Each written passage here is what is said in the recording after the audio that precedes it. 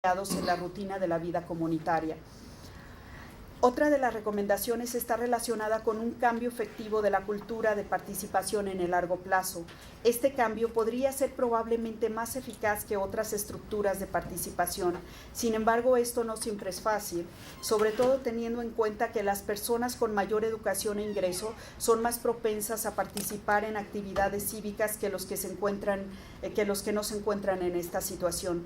De ahí que las políticas que se desprenden de este libro recomiendan centrarse no solo en la cantidad de la actividad cívica, sino también en su distribución. La mayoría de las iniciativas que fomenta el capital social no están abiertas a la intervención externa. Estos estudios muestran que la cooperación en diversos ámbitos es facilitada por diversos tipos de relaciones interpersonales, como el parentesco o la amistad. Y este activo no es algo que los gobiernos, empresarios o líderes de la comunidad puedan crear fácilmente. Se pueden crear los incentivos para formar lazos entre las personas y asegurar que existan las condiciones para la cooperación instrumental. Sin embargo, no se les puede obligar a tener más confianza o mostrar más reciprocidad hacia el otro. Incluso algunas políticas pueden ser perjudiciales al dañar el capital social. Sin pretenderlo, la acción gubernamental puede destruir el capital social y reducir la capacidad de las personas de cooperar. En este caso, se sugiere que el papel del gobierno sea el de facilitador de acciones que propicien el capital social y los programas tengan un componente que propicien la participación y cohesión social en diversos ámbitos. De acuerdo con los estudios presentados en este libro, el capital social es un activo importante para el desarrollo porque genera recursos a las personas a un menor costo, ayuda a diseminar la información y facilita la toma de decisiones colectivas. La principal conclusión que se desprende es que el capital social es altamente valorado, utilizado y acumulado a lo largo del tiempo para mejorar el nivel de bienestar. Los análisis del libro sugieren que este tipo de activo cuenta con un potencial considerable para reducir la pobreza e incluso para romper el ciclo estructural histórico. Esto, a su vez, sugiere que su promoción y acumulación podría asumirse como un objetivo de las políticas y programas sociales. Muchas gracias. Gracias, Patricia. ¿Ciro? Bueno. Gracias por la invitación. Varias personas hicieron posible este libro. Miguel Sekeli, sin lugar a dudas, Mónica Orozco también, que están en IMujeres, pero sin lugar a dudas Patricia fue la que llevó el proyecto por muchos años hasta que pudimos concretarlo en un libro, ¿no? Pero ella fue la sine qua non. A mí me gusta mucho, soy un recién venido al tema de capital social. Recién cuando empezamos a hablar con Patricia hace 6, 7 años a diseñar la encuesta, etcétera, yo entré como un consultor externo al proyecto ese de Sol, y a partir de ahí me interesó cada vez más y me gusta que hayan varios amigos acá, caras conocidas, porque compartimos esto de que los economistas, sobre todo los que fuimos formados con una dosis neoclásica muy fuerte, nos olvidamos de nuestra ciencia, que es una ciencia política. Entonces, de repente vemos en el libro, dice Siles y Robinson define el capital social como la simpatía de una persona o grupo hacia otra persona o grupo. Entonces empezamos a rescatar eso y es Adam Smith el que está detrás de eso, un conocido nuestro. Dice, Smith explicaba los sentimientos morales sobre la base de la simpatía. Esto es, de la capacidad de toda persona de meterse en la situación de otra persona y por lo tanto de poner su propio sentimiento en sintonía con aquellos de la otra persona, ¿no? Por otro lado, Putnam, que lo tenemos en varias partes del libro, las definiciones tan usadas de capital social, hace un llamado a la movilización de la solidaridad. Y pocas veces uno encuentra un llamado tan hermoso como movilizar la solidaridad. Y el hecho de que una de las características de la solidaridad es que es un apoyo que se ofrece voluntariamente a extraños bajo términos que están definidos por el extraño, no por el que da una dádiva, que es el que define la forma de relación, sino la solidaridad la define el que recibe el elemento del cual ha sido solidario. Esta característica hace que la subjetividad del recipiente se vea reforzada ante actos de solidaridad para con él, de manera opuesta a lo que sucede con otras formas de apoyo tales como la filantropía o la manipulación, que debilitan la subjetividad de los que las reciben, ¿no?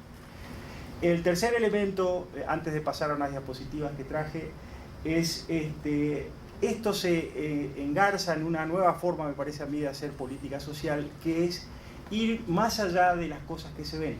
En general, el programa Oportunidades, por ejemplo, tiene una fórmula en la cual está qué tipo de techo tiene la casa, qué tipo de piso tiene la casa, y cosas fácilmente medibles, ¿no? La escolaridad del padre, la madre, la ocupación, etc. Yo levanto esos elementos y decido si esa persona o esa familia va a ser recipiente o no del programa social.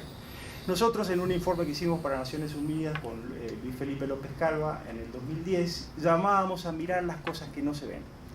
Las cosas que no se ven son las aspiraciones de las personas, la capacidad de agencia de las personas y el capital social de las personas. Entonces, este libro se entronca, me parece a mí, en esa nueva forma de pensar las políticas públicas que son más holísticas.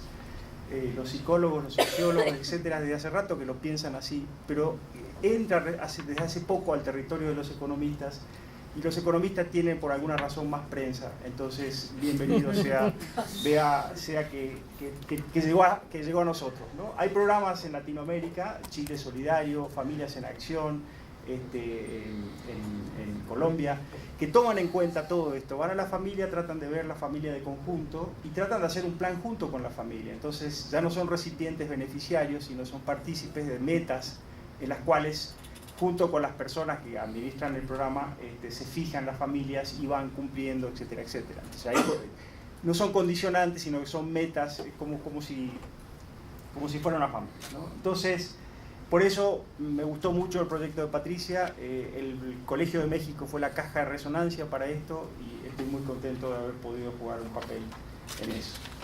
Yo tengo para presentar, Patricia hizo como un resumen de cada uno de los capítulos del libro, las principales formas, y yo tengo para presentar lo que hizo Szekely como conclusiones, que básicamente es lo que él tenía en la cabeza cuando empezó a impulsar este proyecto. Es decir, bueno, ¿sirve el capital social o el concepto de capital social y su medida para la política pública o no? Entonces, si pasamos a la presentación, estas son las preguntas relevantes desde el punto de vista de política pública. ¿Incrementa las habilidades de las personas para participar en actividades sociales con gente que actualmente no conoce? Esa es una pregunta. ¿Focaliza algunos grupos expensas de otros grupos? Patricia hablaba del capital social negativo. ¿O generan sentimientos de exclusión? La política pública, ¿no? ¿Permite la política pública la construcción y extensión de relaciones informales y de confianza entre los que participan? Es decir, ¿genera capital social? ¿Incrementa la capacidad de los participantes de lidiar con conflictos y situaciones adversas? ¿Es anunciada de una forma que incida sobre la forma en que la gente la percibe a la política social? ¿Tiene mensajes que inciden sobre los valores y roles de las personas? ¿Tiene impacto sobre las actitudes hacia las instituciones formales de gobernanza? Son todas cuestiones que Patricia ya mencionó, están en el libro. Y entonces Miguel lo que hace es una síntesis y más o menos teniendo en cuenta estas preguntas, pasa a la siguiente, por favor. A clasificar la política social en base a este esquema. ¿Qué tipo de capital social, unión, puente o escalera? ¿Qué tipo de interacción hay dentro de ese capital social? ¿Lo usa al capital social o genera el capital social? ¿Y cuál es la relación que lo sustenta? ¿Es la relación de confianza, es de reciprocidad o es de cooperación? Como ustedes ven, son niveles muy distintos, conceptos muy distintos. Entonces, la idea es hacer, la siguiente por favor, hacer una matriz en la cual, bueno, acá es simplemente lo que ya dije, vamos, falta la matriz, la que viene, esta matriz. Entonces, la idea es hacer una matriz en la cual tenemos los tres conceptos de unión, de puente o escalera, y en términos ya mi vista me está fallando, en términos de la segunda columna es la interacción, si lo usa o lo genera, y tenemos confianza, reciprocidad y cooperación. Entonces nos queda una matriz de 18 celdas, y la idea es tratar de ver 17 programas sociales que tenían reglas de operación hace unos cuantos años, 3 o 4 años, cuando el proyecto se consolidó, y analizarlos en qué celda caen, y teniendo en cuenta que el signo puede ser negativo o positivo, por ejemplo, en genera, siempre es positivo o negativo. Entonces, de los 17 programas sociales que se analizaron, la siguiente por favor,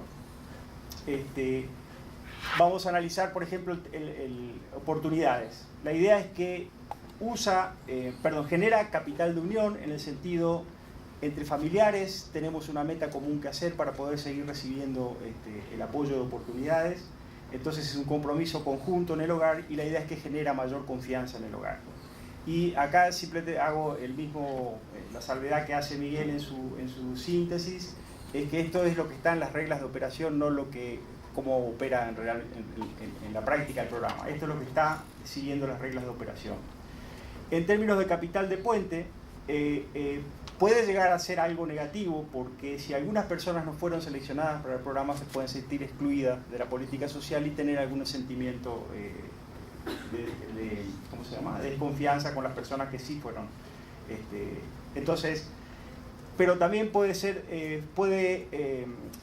inducir a una falta de cooperación, en el sentido de que si reduce el incentivo de esas personas para hacer planes que involucren a todas estas familias. Esto es una de las características de oportunidades que han sido criticadas, o sea que yo no les traigo nada nuevo, pero la idea es cómo podemos en esta matriz de capital social tratar de decir qué programas sociales están en qué celda.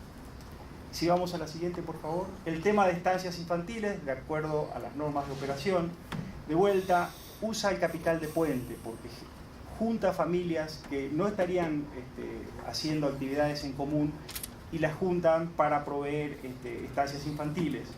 Y entonces usa el criterio de reciprocidad, el tipo de relación que usa es la reciprocidad, y genera capital de puente porque se requiere cierto grado de coordinación entre las familias para poder hacer las estancias infantiles. Entonces estaría en ese cuadrito. Por último, entonces, la que viene, en el libro son los 17 programas. De 17 programas, hubo 8 programas que no generan, no hacen nada de capital social.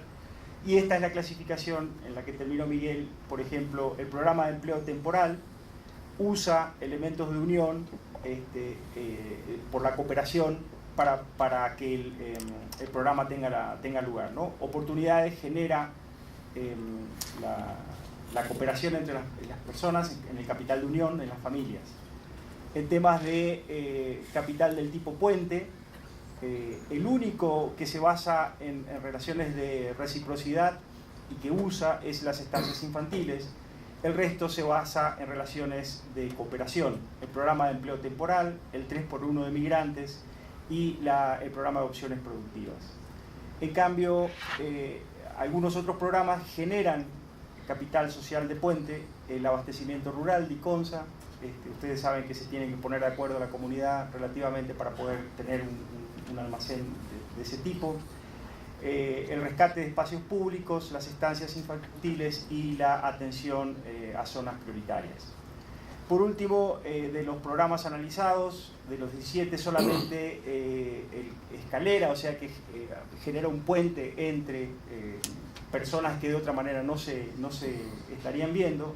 Están los programas de opciones productivas y 3x1 de migración, porque implica involucramiento de distintos niveles administrativos. Entonces, a manera de cierre, la que sigue por favor, este volumen puede tomarse como un punto de partida para dar al capital social el lugar que le corresponde en el diseño y elaboración de programas sociales. La medida de éxito de la iniciativa será que esta información y análisis sirvan para mejorar las condiciones de vida de la población de menores recursos. Gracias. Gracias, Isidro. Fernando.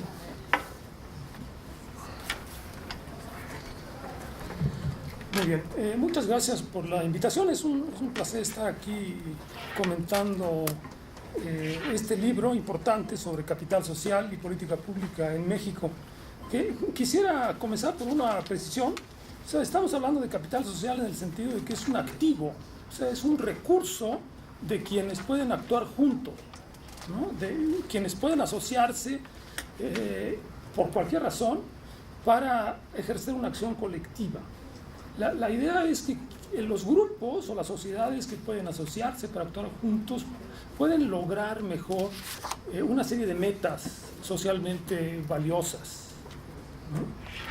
El capital social es un término que ha tenido un crecimiento muy rápido en la bibliografía internacional. Es uno de los conceptos más citados de las ciencias sociales actualmente. ¿Por qué este boom del capital social? El capital social es un concepto puente, es un concepto que permite a distintos miembros de las ciencias sociales reflexionar sobre el actuar juntos. No hay una definición de capital social que sea comúnmente aceptada. Cada investigador, depende de su marco teórico y de su experiencia profesional, lo define. Las definiciones son muy dispares. Hay unos que ponen en el centro la confianza, que tiene que ver con los recursos morales de la sociedad. Hay otros que enfatizan más las redes, que tienen que ver con la organización. Y otros más, por ejemplo, como la doctora Ostrom, enfatiza más las normas, las instituciones. Entonces tenemos un abanico muy grande, desde los recursos morales, la confianza, la cultura, hasta las normas y las instituciones, ¿no? Esto es prueba de que el capital social como concepto ha estimulado la imaginación en las ciencias sociales, ¿no? Y ha habido mucha discusión. Ahora, el término capital social puede analizarse desde una perspectiva más teórica, más conceptual, o bien podemos tomarlo y ver qué es lo que se puede hacer con él en términos de políticas públicas. El libro que estamos comentando creo que tiene capítulos que se hallan dentro de estos dos grandes aspectos, ¿no? Hay un par de capítulos en donde se abordan los aspectos conceptuales del capital social, y también hay muchos otros que se basan en un análisis empírico y que concluyen cosas sobre, la mayor parte de ellos, sobre política pública en México en los diferentes campos que ya Patricia ha señalado y que yo no quisiera repetir. Ahora, quisiera referirme muy rápidamente a estos dos grandes formas de ver el capital social. Uno sería el conceptual, ¿no? La gran virtud del capital social es haber estimulado esta imaginación, este esfuerzo de creatividad en distintos miembros de las ciencias sociales y haber generado una serie de artículos y libros en donde el actuar juntos es analizado de una manera particular, ¿no? Ahora, la carencia de una definición común es o puede ser una limitación del concepto si es que queremos ver algo de una nueva y futura teoría de la acción colectiva, por ejemplo. Hay dos posturas. Una es decir, no importa que no haya una definición común, lo que importa es que la gente siga escribiendo sobre el capital social, definido como cada quien lo quiera definir. Y esto va a generar una serie de conocimientos sobre la realidad social que van a ser muy útiles, ¿no? Esta es la postura, por ejemplo, de Michael Woolcock en su último artículo.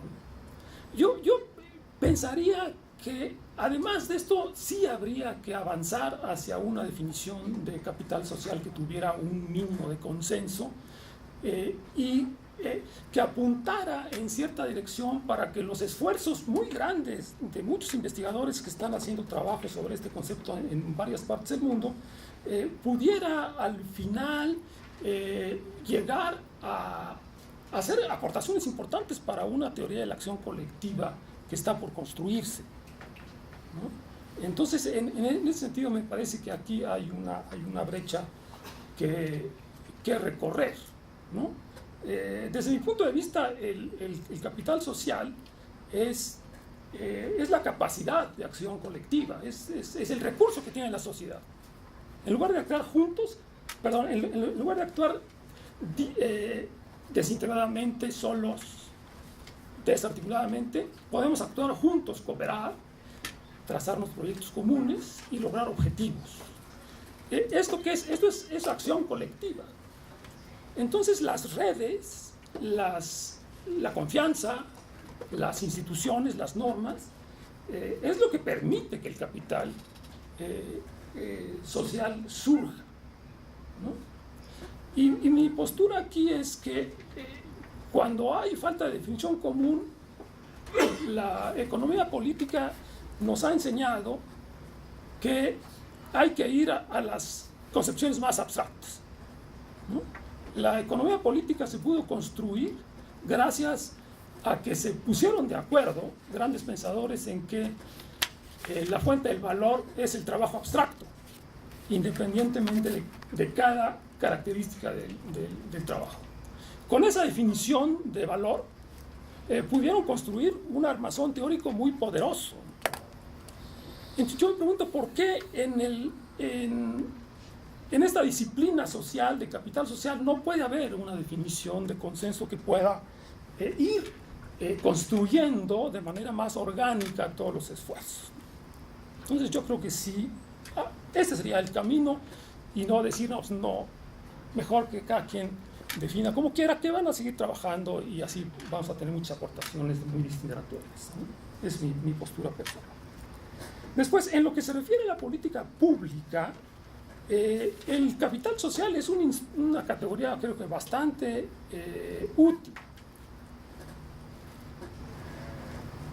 O sea, si el objetivo de la política pública, en particular la política social, es elevar el bienestar de las personas, aumentar las oportunidades y las capacidades de las personas, entonces es mejor avanzar con organización social que sin ella, ¿no? Esta es una cosa como de perogrullo, ¿no? ¿Cómo el capital social puede ser utilizado? Bueno, si tomamos, digamos, a la sociedad de menores ingresos, de menores posibilidades, aún estas personas tienen capitales, ¿no?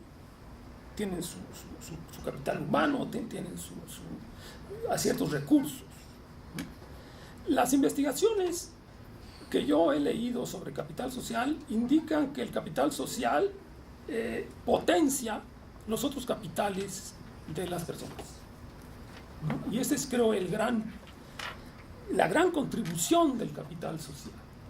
Las personas pobres no operan sobre la carencia absoluta de capitales, porque aún el más pobre tiene algo de capital, ¿no?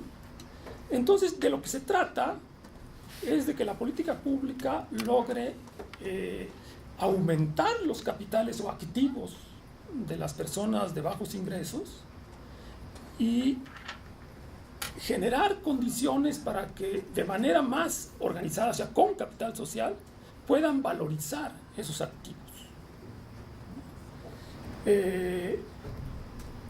Por ejemplo, los esfuerzos que en microfinanciamiento se han hecho, digamos, en Bangladesh a través del Grameen Bank, no es más que potenciar no nada más el crédito que se da a las personas pobres, en particular mujeres, sino crear condiciones para que las personas de manera participativa y conjunta se apoyen en la valorización de esos créditos. Entonces aquí el capital social es claramente un elemento que potencia otro capital.